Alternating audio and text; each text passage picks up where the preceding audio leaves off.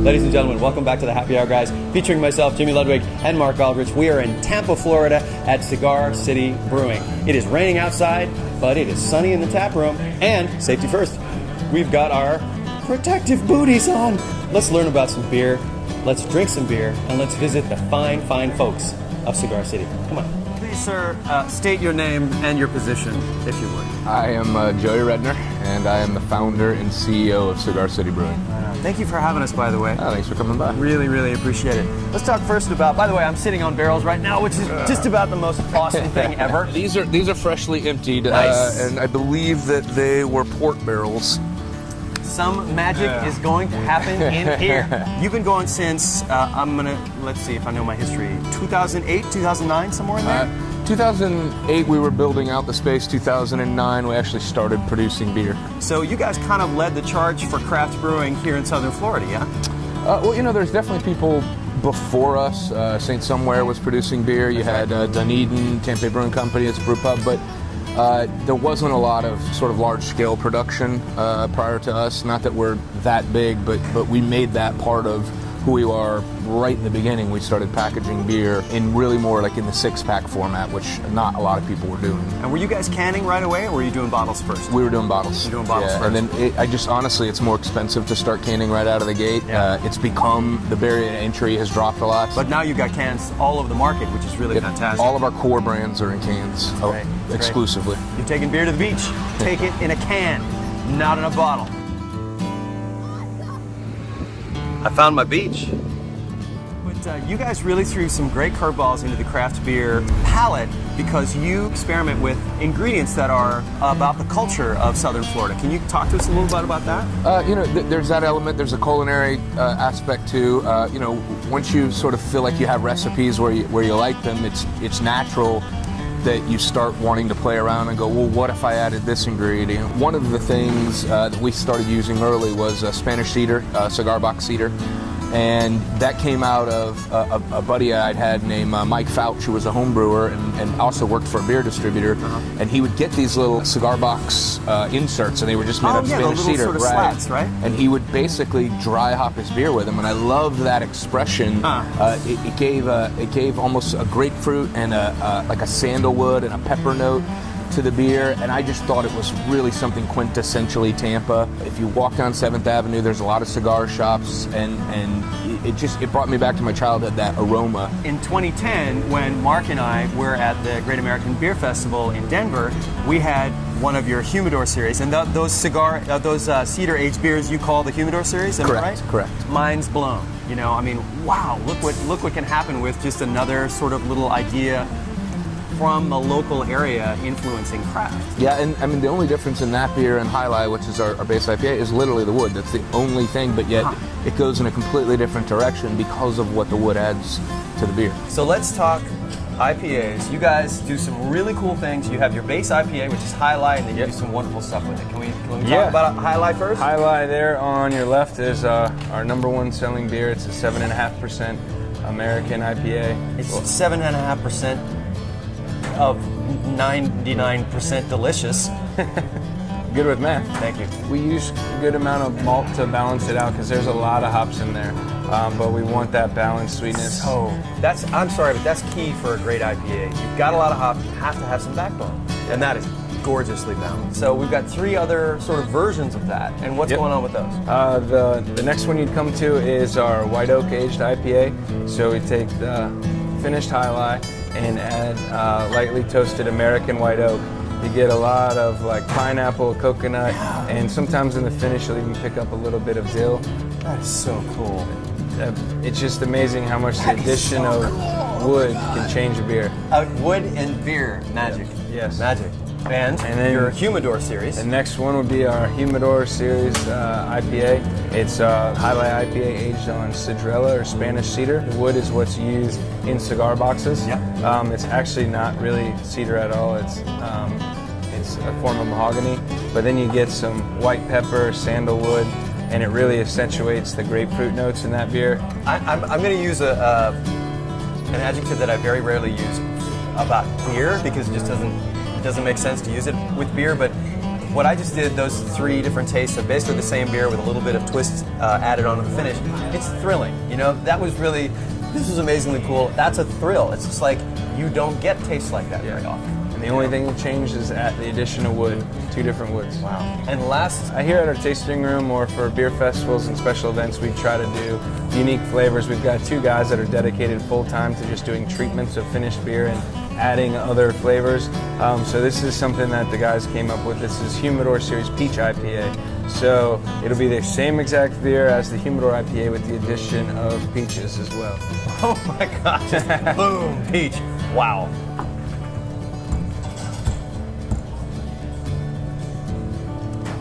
Can you see how my mind was blown? It's on the other side of the room right now. What about other ingredients that might be local to this area or part of the culture in South Florida? Well, we use a lot of guava. Guava is really big in Cuban Latin cooking. We've used lots of tropical fruits just because we have good year-round steady access to them in Florida. So if you want to take a tour of southern Florida and even Central and South America simply by opening a bottle or opening a can, you can do that if you try Cigar City beers. Our brewmaster, Wayne Wombles, he will be very culinary inspired, and a lot of times you are drawing the inspiration from culinary things of how I really like this flavor in food, how could I get it to manifest and do well in a beer. You just basically have a lot of fun, it sounds like. We do, yes. Yeah, and honestly, I think that's what's kept us 5 years down the road. In the grand scheme of things, we're still a young company, but for Florida, we're actually starting to become an older brewery. Wow. In some ways, we have grown extremely fast. I think we brewed under 1,000 barrels our first year.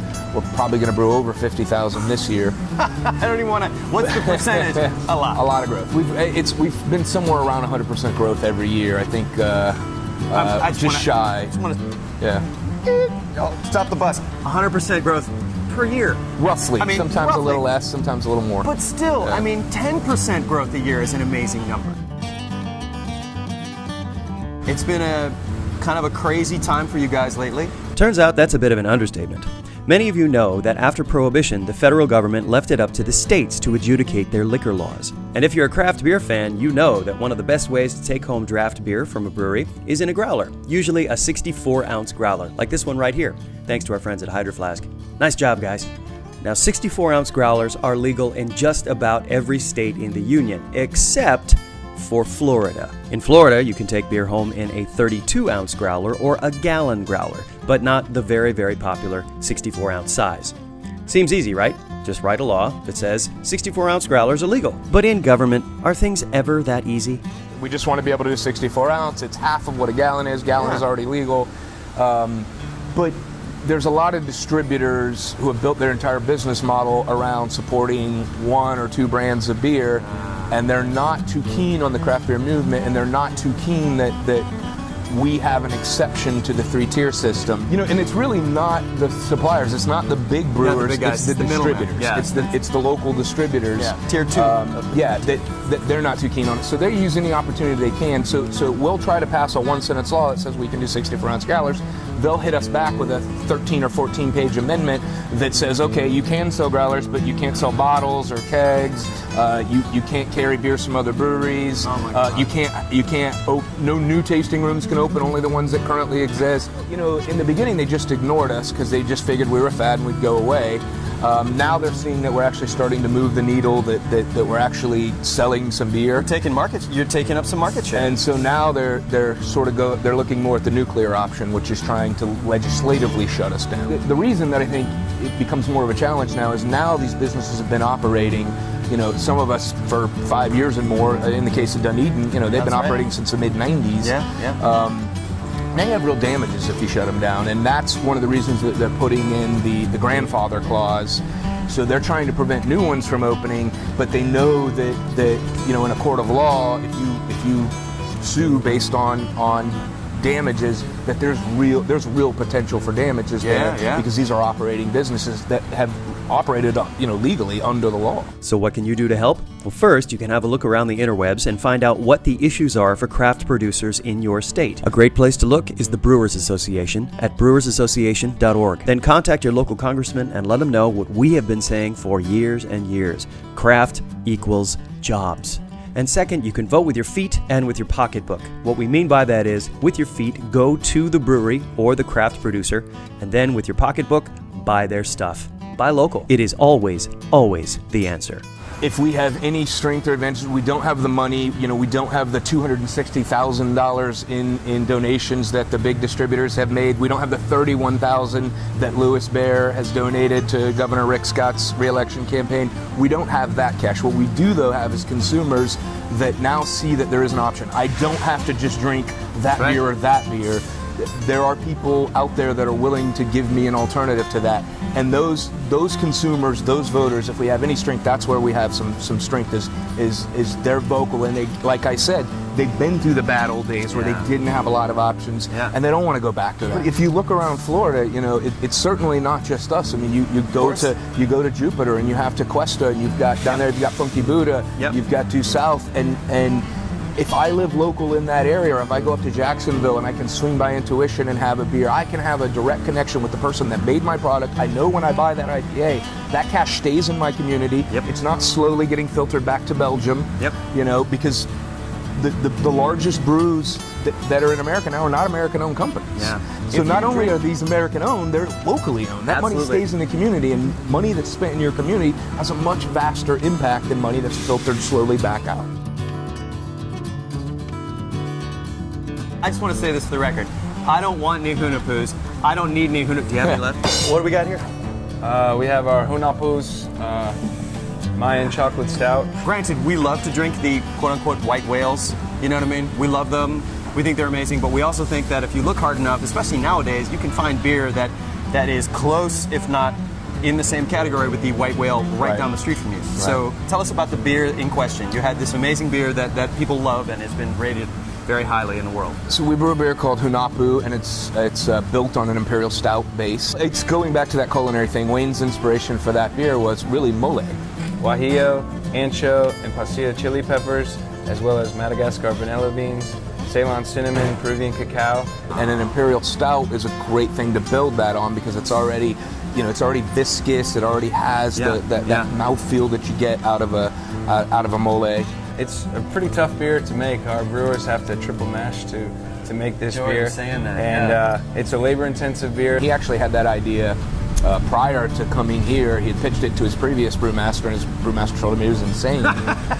He pitched it to me, and I think we brewed it a couple days later. I was like, that sounds amazing. It's like, so one brewmaster was like, time travel is not possible. And you were like, let's build a time machine. And honestly, it's one of those things that when you do get through brewing Hunapu, the brewers are like, you've got to be on your game when you're brewing this beer. It'll stain your glass. It'll stain your glass. Yeah, it's a big beer. I've seen motor oils that were clearer than this. Make sure the camera girl gets some too. Absolutely. It's always a treat even working here. We don't always get to have Hunapu, so it's great every chance we get to try it. Is that a good fall or a bad fall? That was a great fall. All right. This is definitely one of those beers that is very, very remarkable. It deserves to be tasted. However, it also deserves to be respected. And we do know that there's some profiteering that is going on around these kinds of beers these days. There's a value to the beer that goes beyond what we sell it for. People are able, for whatever reason, to sell it for $50 a bottle as opposed to the 20 we sell it for. And I think anytime you have that incentive, it can encourage some people. The point of all this, guys, the point of craft beer is the experience of being here. It's the experience of meeting these guys, knowing who they are, knowing how cool their place is, learning their story, and sharing a beer with friends in this place. The getting just to have it, not what we think is cool, not what we encourage. It's meant to be consumed, so if you keep it locked up in your closet somewhere, it's better to break it open and have good conversation with some good friends and make new friends with great beer. Cheers to that, my friend. Cheers. Thank you so much. Thanks for coming by. Get yourself to Tampa. Seriously. So another state heard from here on the Happy Hour, guys. A state with great stories, great craft, and great people. Cigar City thinks and drinks way outside the box. They've got an amazing facility. They don't serve food out at the brewery tap room, but they've got a rotating schedule of great food trucks and a really great community vibe. So keep your eyes out for that sort of thing in your neighborhood. And if you find something cool, give us a shout. Who knows, we might just stop by. So we'll see you guys next time. And go ahead and ask yourself, have you tried something local today? Safety first. Safety first.